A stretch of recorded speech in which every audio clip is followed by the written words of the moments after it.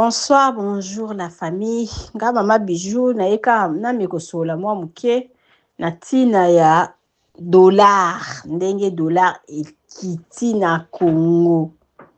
Dollar eza lisusu na tina te tozalaki na 28 500. Lobi eza na bakote mususu lobi samedi ba changeaki na ba 20 000.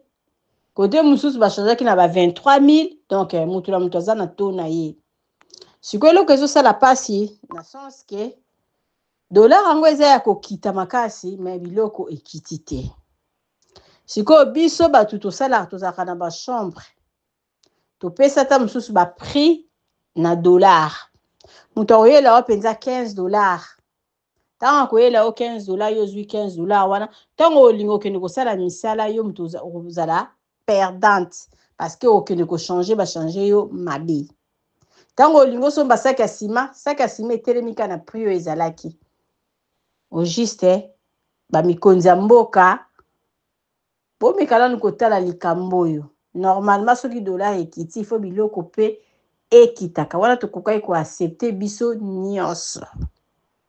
Sikoyo nga na moma oyo so mutu kepa na nga ba betela yo machine na to oyo ezalaki ya kala. Nde yango wana biso tokosala mpona biso pe to perdre te. Ezosala pasi makasi. Ofuti ba employé boye na dollar. Donc ndenge boyokanaki opesi bango dollar. Tango employé mo okende ko changer aleli.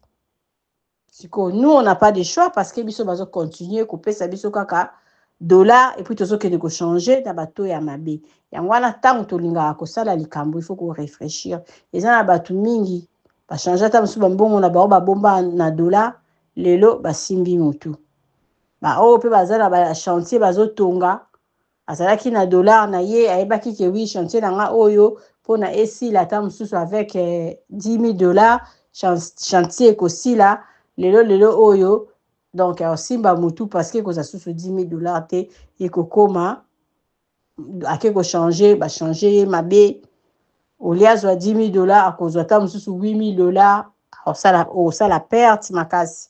Donc tout ça bakonza mboka botala nanu boki mbongo ekiti bien sûr oui biloko pe ekita pona tokoka ko s'en sortir. Boye toza ko s'en sortir te eza pasi. Ok siko na matonge na Irebu A37 okomi kuna balobi na o chambre $15 ou bien $20. Maman Nadine beta na calcul na to ya 28 500 ou bien 28 000.